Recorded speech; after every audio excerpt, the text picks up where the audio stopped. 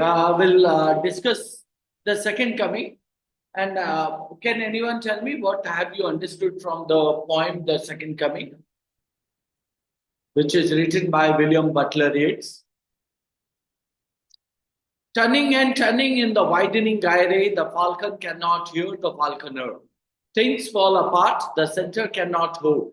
Mere anarchy is loosed up in the world, the blood-timed tide is loosed, and everywhere. The ceremony of innocence is drowned, the best lack all conviction, while the worst are full of passionate intensity. Surely some revelation is at hand, surely the second coming is at hand.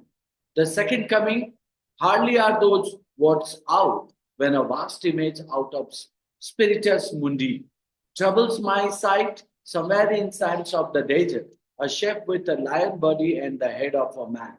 A gaze blank and pitiless as the sun is moving its slow thighs while all about it real shadows of the indignant desert birds, the darkness drops again. But now I know that 20 centuries of stony sleep were vexed to nightmare by a rocking cradle.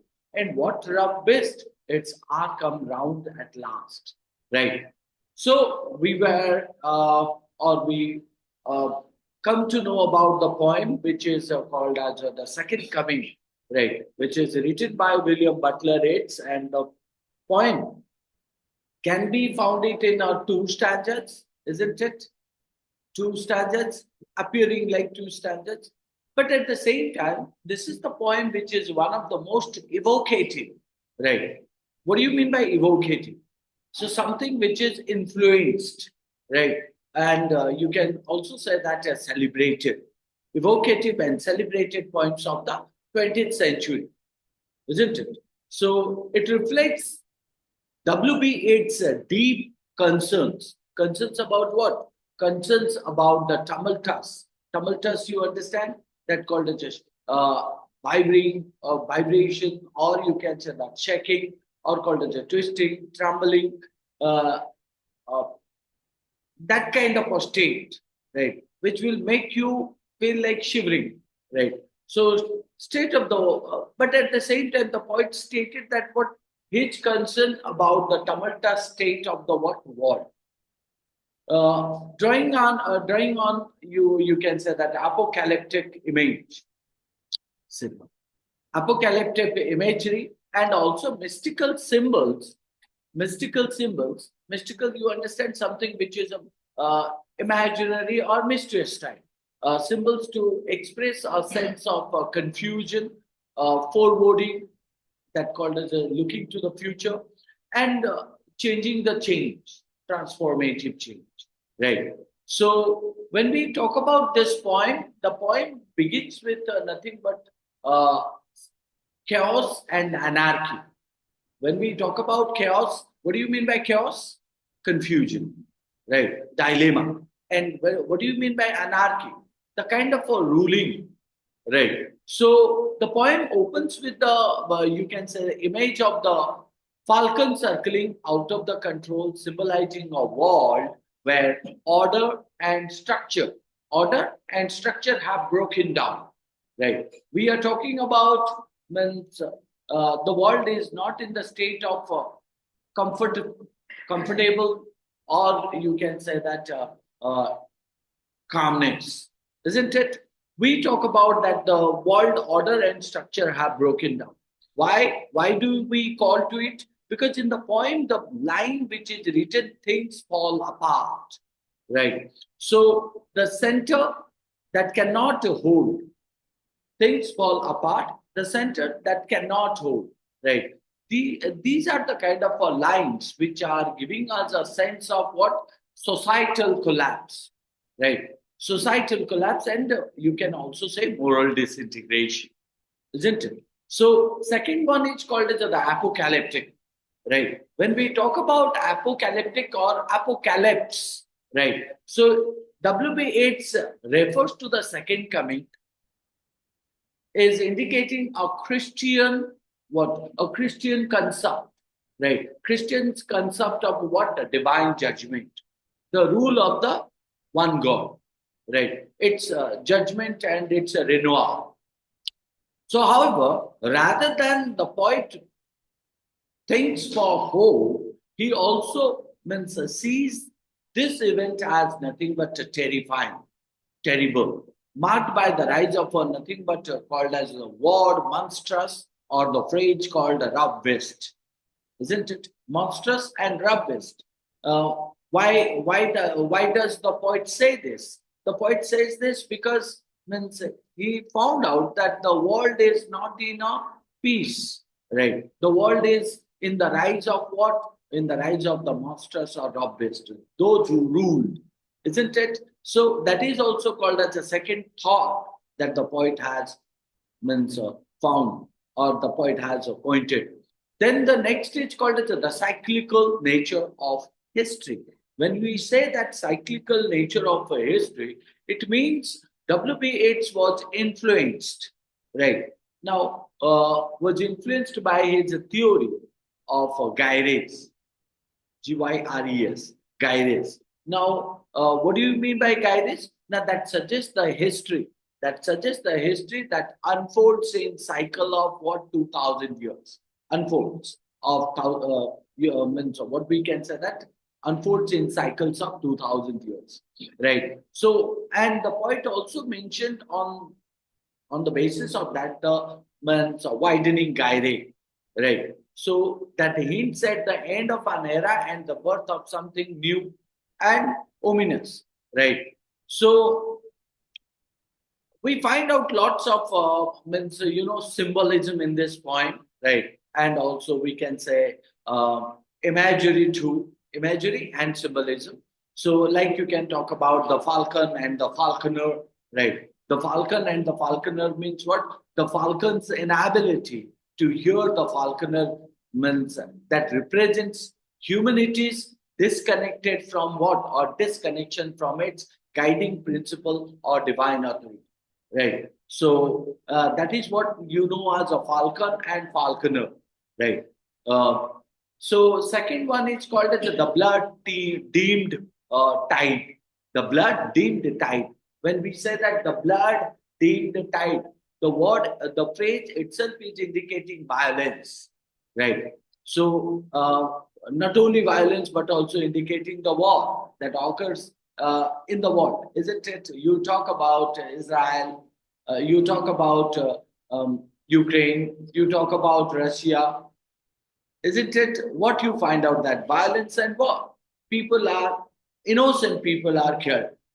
So these are known as the blood diamond tide, which means violence and war and the overwhelming flood of what? Overwhelming flood of chaos. When we say that overwhelming flood of chaos, it means called as excessive uh, means excessive information of confusion, isn't it? Or confusing information, you can say that. Beside that, also we talk about certain other phrases like spiritus mundi.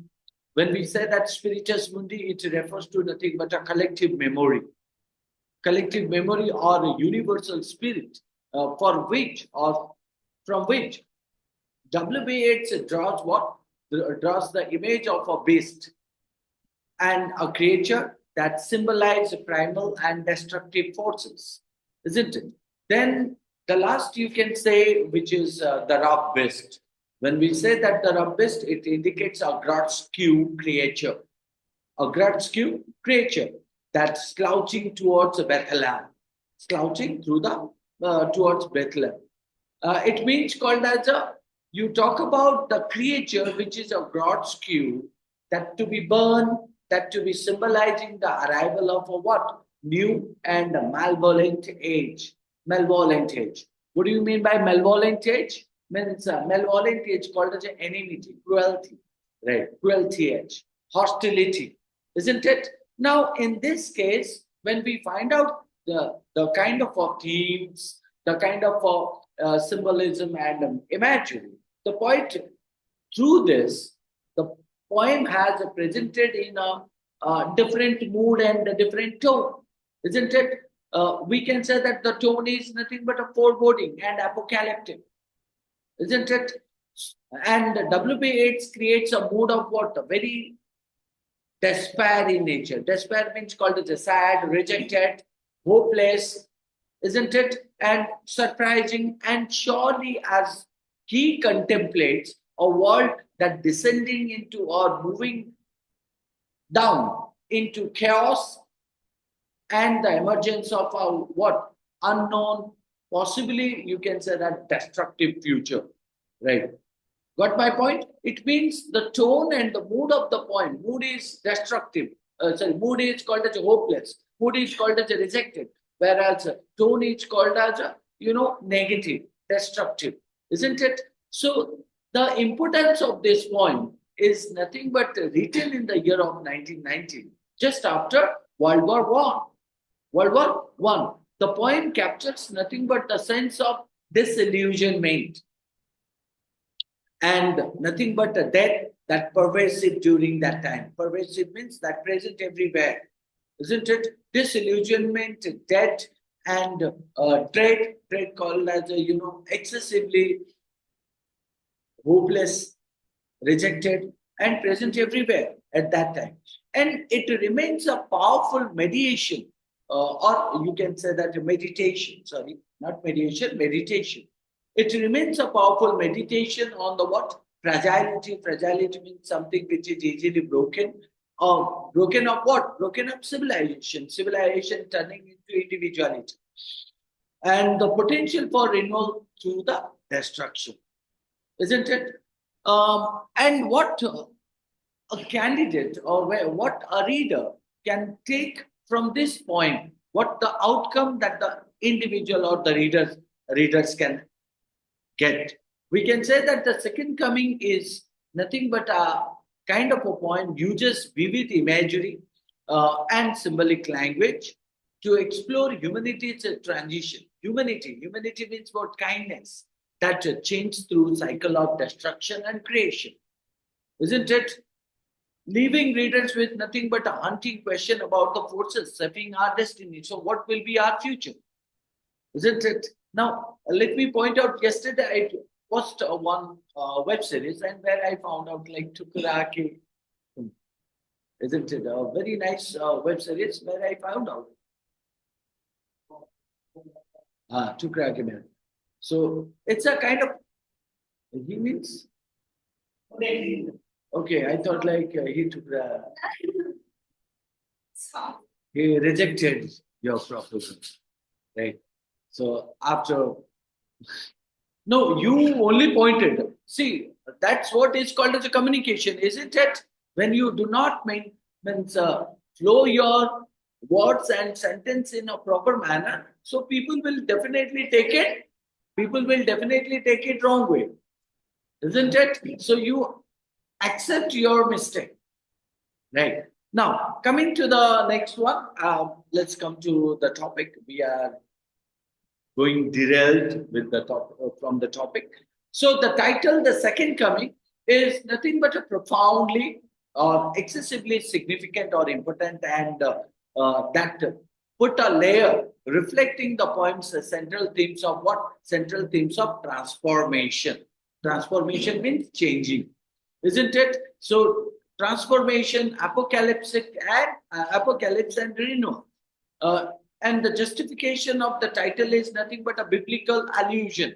You can say that the title directly references what? Title directly references the Christian concept. Christian concept of the second coming of what? Second coming of the God, right? Second coming of Christ, isn't it? So, and it is an event associated with nothing but a divine judgment. So, as he comes, he will take the judgment.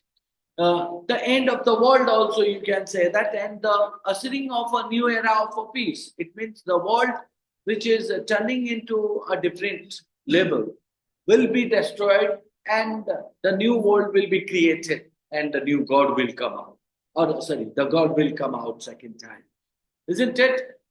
So W.B. Yeats subverts this hopeful expectation by presenting a serious and confusing future of what this coming represents instead of salvation, right? The word salvation, the word means coming is a different.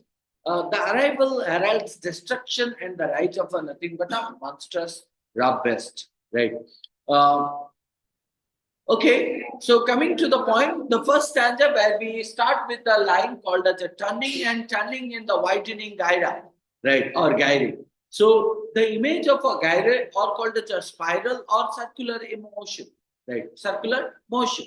When we talk about gyre, gyre is nothing but indicating spiral and circular. That suggests a world that's spiraling out of control, that moving beyond the control. So, and widening indicates nothing but that the situation is growing more chaotic and expansive, which means when the poet puts the line turning and turning in the widening gyre, it means certain things or anything which is nothing but a circle or spiral in nature. But when it goes beyond that, then it becomes a kind of a spring, right or not? So it means that's something called full of confusion. So spring is nothing but a confusion where you don't know where it's which one is its beginning and which one is ending. So that's what the poet stated here. Means the gyre is going beyond the means going beyond its control and it becomes widening and the situation is turning into more chaotic and expansive. The second line where it is stated, the falcon cannot hear the falconer, hear a falcon which should obey its falconer. Right. So you take it like a common ordinary person should obey to the ruler, isn't it? But it is now uncontrollable. It is now uncontrollable, symbolizing the loss of order and guidance. It represents humanity. It represents being disconnected from its moral or spiritual leaders. Nobody obeys to uh, others, isn't it? So things fall apart, the center cannot hold. Things fall apart, the center cannot hold. This conveys the breakdown of societal, political, and moral structure. The center that refers to the stabilizing force or main principle or main idea which can no longer hold the world together, right? So mere anarchy is loosed upon the world. Mere anarchy. Anarchy is nothing but a chaos and lawlessness, right? Confusion and called as a lawlessness that is unleashed upon the world, right? It indicates that what the collapse of established system and the onset of disorder. So beginning of disorder, isn't it? That's what it's called. So only anarchy is loosed upon the walls. It means no rule has been implemented or nobody obeyed to the others. Right? The blood tide is loosed and everywhere. Now the author poet gives the reason. Why? Because the violence, war, and bloodshed that sweeping across the world. Right? Possibly means the poet references world revolution or societal collapse. Isn't it? So that is what is the main reason. Got my point? So therefore the poet said the blood tide is loosed and everywhere. Next, the poet said that the ceremony of innocence is a drowned. The ceremony of innocence. What do you mean by ceremony of innocence? It's called as a purity. The purity and the moral rituals, which are now means called as a destroyed, which are now called as overwhelmed, right? Overwhelmed by the tide of violence and chaos. So you would find out excessive violence, excessive confusion. So that destroyed the purity, that destroyed moral rituals. Got my point? So even the poet stated that the best lack all conviction while the worst, right? So the best lack all conviction, it means those who are virtuous, those who have the best in qualities, right? So they are not sure and they lack the strength of their beliefs. They lack they lack nothing but the strength of their beliefs, isn't it? While you are talking about the worst, which means called immoral or destructive powers or destructive individuals are full of intense and they are full of passionate conviction, right? So now they can means uh, they they make the whole control over others, isn't it? So that is what the poet stated in the first stanza in a very clear manner that what turning and turning. Turning and turning in the widening gyre, the falcon cannot hear the falconer. Things fall apart, the center cannot hold. Mere anarchy is loosed upon the world. The blood-dyed tide is loosed, and everywhere the ceremony of innocence is adorned. The best lack all conviction, while the worst are full of passionate intensity. Isn't it? So now, when we move to the second stanza stated what? Surely some revelation is at hand. Surely some revelation is at hand. So WB 8 says senses, right? How many senses we have? Means you can say that 5 senses. So, and those, through the senses, the poet stated that a significant event or revelation is possible, imminent, right? So, any significant or important event or revelation is imminent or possible. This could refer to a what? Prophetic or transformative moment in history. So there is some kind of change that definitely going to be occur, right? Surely the second coming is at hand. So the poet said that surely some revelation is at hand means somebody will come out. So, and surely the second coming is at hand. It means maybe the second coming. So when we say that second coming, it indicates about the Christian belief in the return of Christ, in the return of Christ. So WB 8 does what? Means suggests that this event through traditionally a moment of salvation. Through that means a moment of what? Salvation, or called as a arrival of the God, right? Or called as a birth of the God. So will instead bring about a dramatic and unsettling change. So when the God will arrive, so at the same time the God do what? The God will do what? The God will means bring about a dramatic change, right? So the one will change things which happen around us will be dramatic.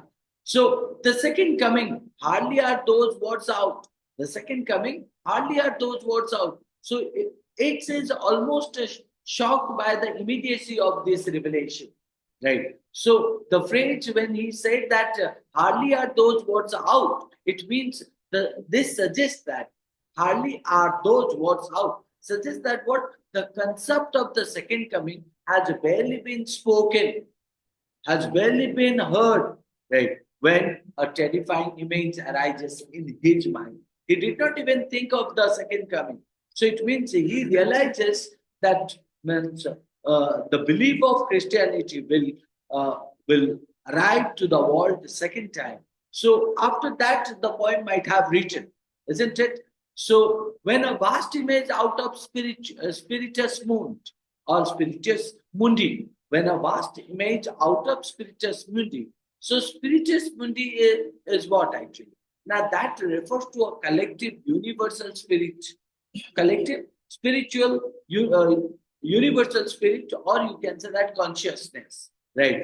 So from which W. Yeats draws the image of the coming beast, right? So, and also said that this idea is rooted in nothing but its belief in the existence of a global shared imagination or psychic history, isn't it? So the poet also said that troubles my sight somewhere in sands of the desert. Troubles my sight. It means it's struck by the vision of something that is troubling and also that is vast, that is appearing in the desert.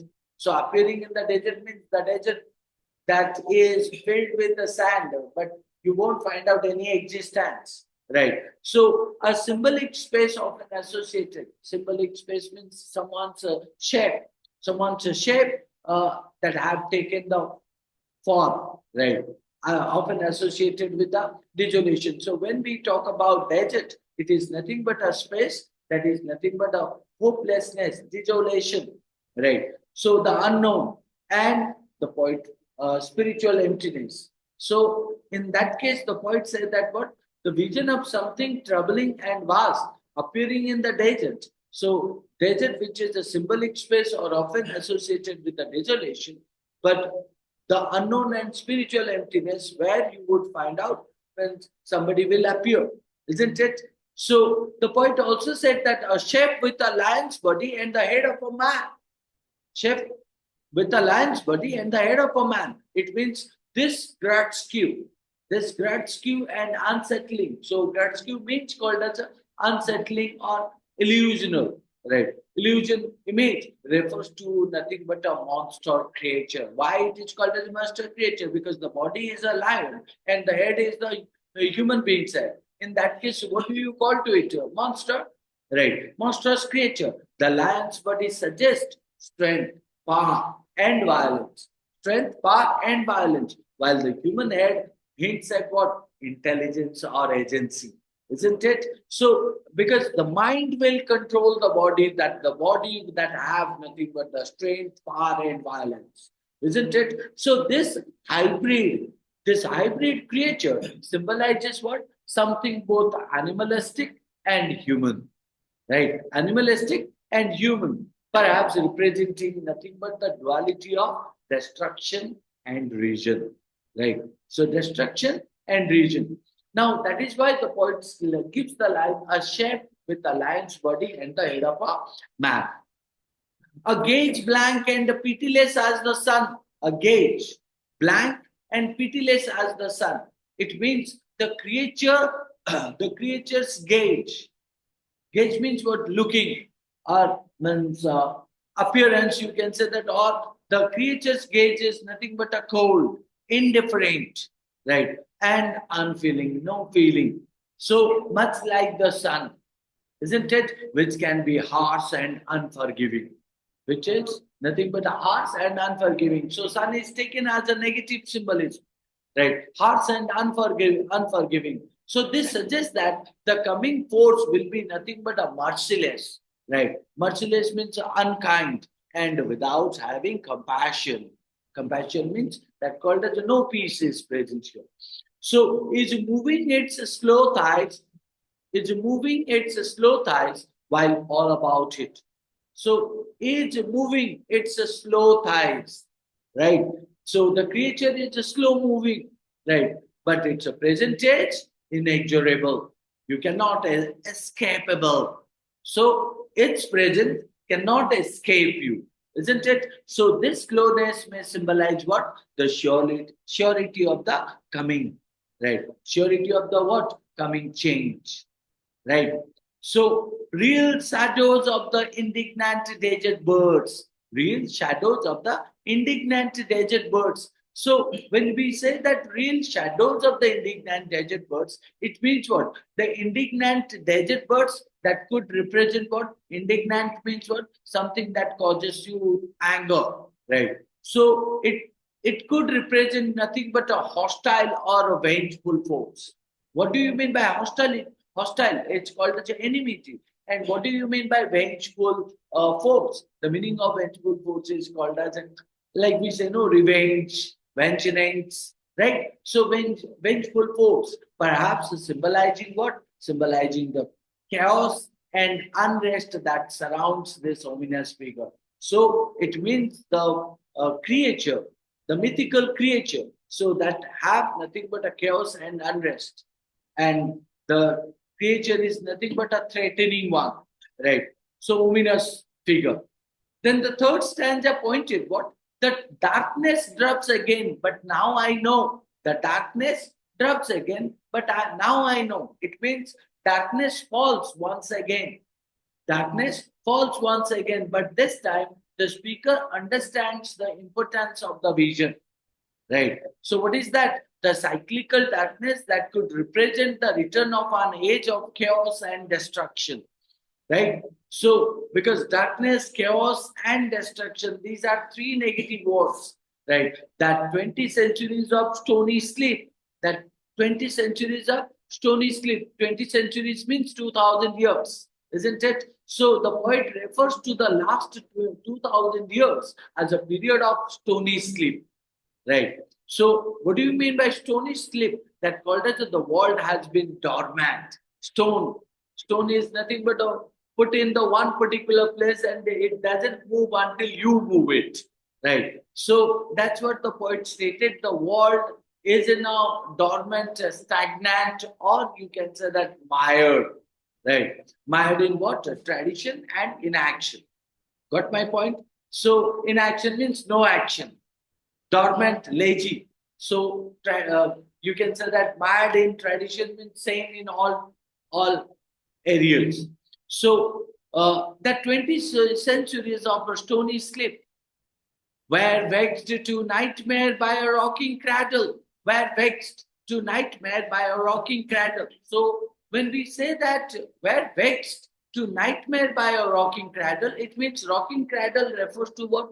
The birth of a new force or power. Rocking cradle, right? So what do you mean by that? The birth of a new force or new power, right?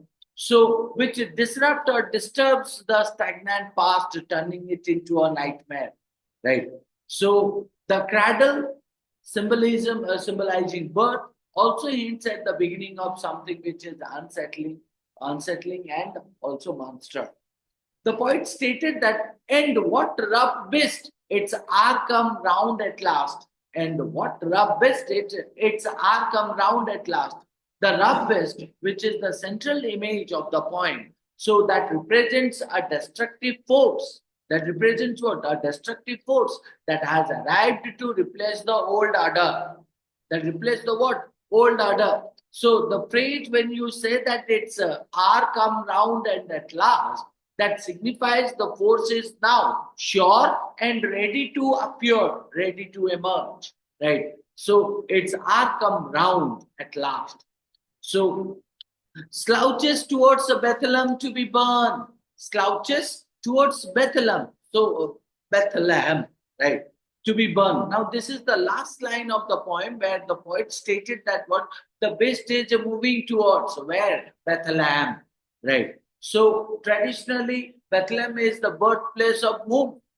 Jesus Christ, isn't it? So, however, instead of a redeemer, right, or instead of redeemer, this rough best signifies what, or it symbolizes what? The birth of something which is far more ominous, far more danger, far more threatening. So, and that makes the end of an era and the beginning of a darker age, isn't it?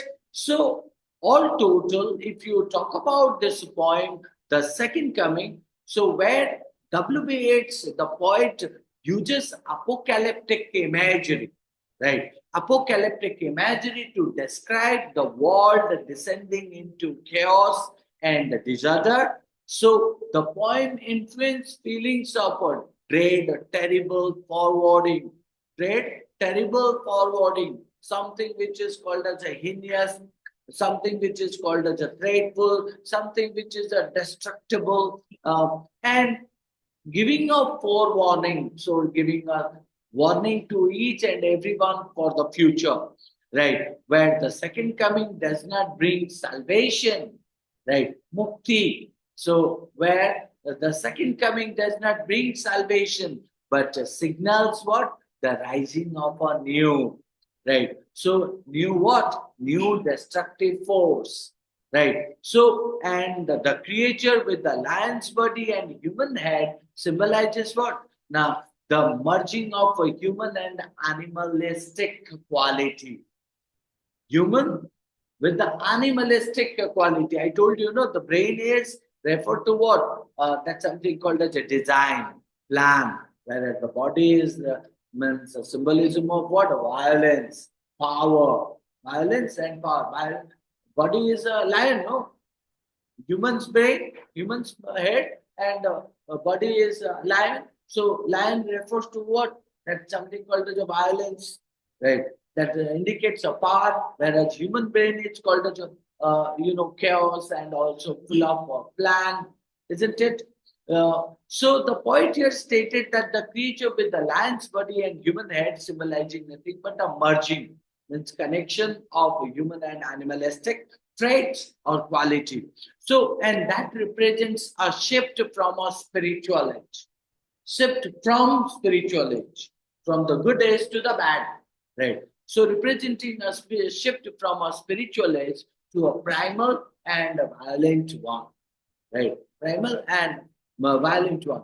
the poem, goes deeper, and W.B. Yeats believe in the cyclical nature of history, and surely that the rise of the darkness, right? Unknown forces after a period of stagnation, right?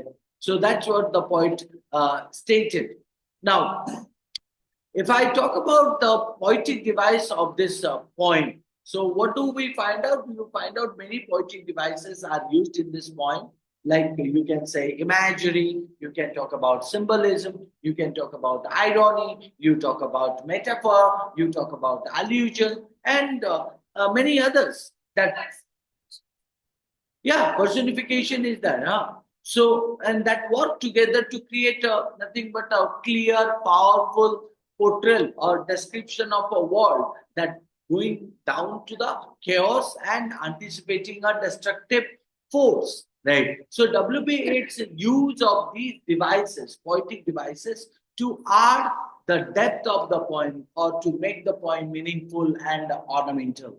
So increasing its apocalyptic tone, so negative tone, how it can make the person fear and make the individual, into a kind of terrible state, isn't it? So and emphasizing the collapse of order, isn't it? That's what you would find out. Let's say that some of the poetic devices, one is called as an imagery. Obviously, if you talk about imagery, image, the blood timed tide, it is nothing but a kind of a imagery. Even you can also say that when we say a shape with a lion's body and the head of a man, you can see the picture of the figure, a picture of that means living being, right? Whose head is a human being and body is like a lion, Nanya, isn't it? So even you also talk about these images, nothing but a conjure.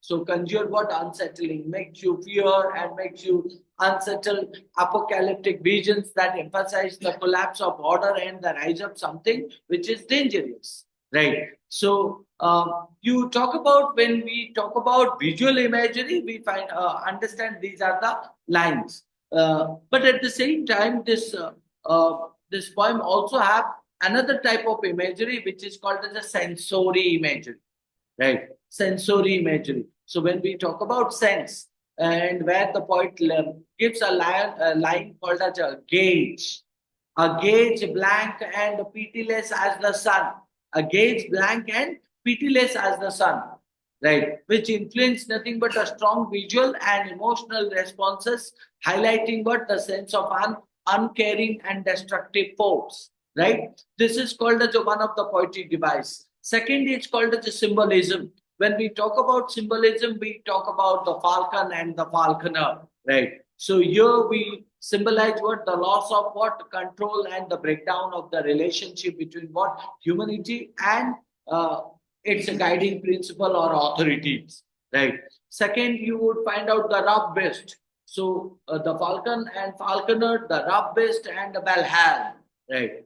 Sorry, Bethlehem, right? So when we say that the rough beast, what do we find out? It symbolizes chaotic. It symbolizes destructive force that comes together to replace what? Replace the old order itself. Lion body and a head of man represent nothing but a hybrid of power and knowledge, implying that the destruction will come surely and from both human and animalistic forces, isn't it? So even you also find out Bethlehem, which is nothing but a mention in the poem traditionally the birthplace of Christ. Contrast the birthplace of what? Rabbest. So isn't it?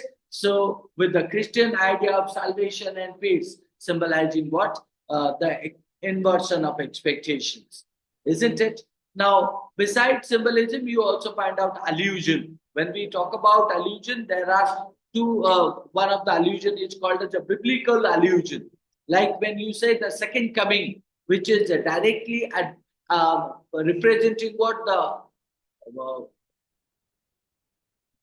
concept of Christians return to earth. Christians return to earth, or Christian concept of Christians return to earth. However, Christians return to earth, you understand that the God returns to earth. So, however, W.B. Yeats subvert this idea by presenting what? A monster destructive force instead of what? Instead of a savior. Savior means somebody who save others, isn't it? So even you also find out spiritual mundis, right? So when we say that spiritual mundi or spiritus mundi, it refers to the world spirit or collective consciousness, a concept that is drawn from its mystical belief. And it is the source from which the vision of the rabbist comes out. Beside that, we find out next one called as a metaphor. When we say that metaphor, we say things fall apart, the center cannot hold. Right? Things fall apart, the center cannot hold. This is a metaphor for the disintegration. So separation of what? Societal, political, and moral structures, isn't it? So where the center represents what? The unifying force or order. Unifying force or order.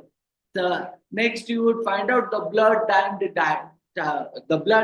tide. When we say that the blood dimmed tide, it means a metaphor, a kind of a direct comparison for the means excessive violence and also chaos that sweeping the world with the tide that representing the inevitable force of destruction.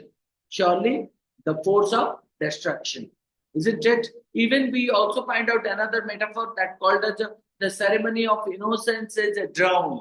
The ceremony of innocence is drowned. Now here innocence metaphorically drowned by the violence and anarchy surrounded to it. So when we say that violence and anarchy, it's called as autocratic rule and a disorder of the rule, and violence is called as cruelty. Beside that, the next one you can find out, which is called as irony. What is that? When we say when it's a metaphor, the poetic device irony, we say that the second coming, where the title and the phrase, the second coming traditionally hold positive, connotations. Positive connotations means positive meaning. Positive meaning of what? Positive meaning of hope, salvation, and renewal. But you would find out that W.B. Yeats turns this expectation on its head by describing it the coming of a what harbinger of destruction and chaos rather than redemption. This is known as irony. You think positive, so the poet discusses negative. So the second one, you would find out the best lack of conviction.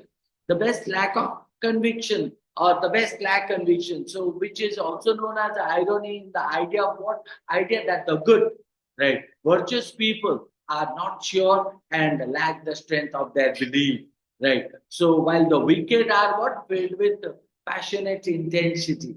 So good men are going down and bad people are having with a full of confidence, right? Then we meet next one. It's called as alliteration. When we talk about alliteration, turning and turning, isn't it? That called as a repetition of the that sounds add a rhythmic quality to the poem, and that emphasizes the cyclical nature of the world's descent into chaos, right? Then you would also find out that mere anarchy. So mere anarchy is loosed upon the world. When we say that mere anarchy is loosed upon the world, here you will find out the repetition of a sound in the anarchy, anarchy, right? And you also find out double O, loosed, right? So emphasizes nothing but what? Sudden and violent unleashing of chaos, right? Then seventh, you would find out repetition. When we say that repetition, you would find out again turning and turning. The word 2 times repeated, indicating nothing but the idea of a world caught in an endless and uncontrollable spiral. So even you also find out the word surely, which is repeated to emphasize what? The surety that a significant event, the second coming age, imminent or possible. So beside this repetition, you also find out rhetorical question. What do you mean by rhetorical question? So the statement which is asked not for getting the answer, but just to make a statement, right? So, like where the poet stated that surely some revelation is at hand, and surely the second coming is at hand. So, this is the rhetorical questions that express nothing but the speaker's strong sense of an approaching revelation or dramatic change. So that highlights nothing but the surety of the event. Surety of the event means somebody will definitely come, isn't it? Next, it's called a juxtaposition. Juxtaposition. Juxtaposition. So where we talk about the best versus the worst. The best versus the worst. So W.B. Yeats places the virtuous and the wicked in contrast, showing how the best lack conviction and the worst are filled with a passionate intensity, therefore creating a stark contrast between the two. Right. So even the poet also stated about innocence versus anarchy. Innocence versus anarchy. So which is indicating as a drowning of ceremony of innocence. Which is nothing but one of the example of juxtaposes the purity and goodness of innocence with the overpowering force of anarchy and destruction. Right. So then we talk about personification. When we talk about personification, we say the blood deemed tide is loosed. So here the tide is personified. So that imply what? It has been freed to an act on its own. Right. So perhaps you can say that it symbolizes the unstoppable force of violence and chaos. Unstoppable force of what? Violence and chaos. So even we also find out another personification which is called as the darkness drops again. The darkness drops again. So which is a alliteration at the same time personification. So darkness is personified as something that actively drops, reinforcing the idea of a return to confusion and uncertainty. Then the last one, which you can say paradox, right? So what is paradox? You can say that contrast. The best lack all conviction, while the worst are full of passionate intensity. So the line is a paradox because it presents two opposing ideas about human nature, right? So the virtuous are weak and indecisive, while the wicked are strong and fervent, right? So this creates nothing but a stark contrast that questions the balance of power in the world, isn't it? So therefore, we can find out the paradox in this point. All these poetic devices do nothing but what? Walk